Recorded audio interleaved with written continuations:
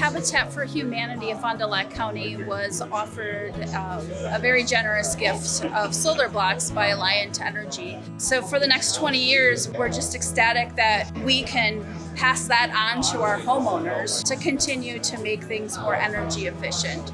This is an opportunity for us to use those solar energy blocks in both a new build and in an existing home that we refurbish. So more than one demographic or one type of household will be able to utilize these blocks. This program is important to Habitat for Humanity because we're passing off the gift of the solar blocks to our partner families.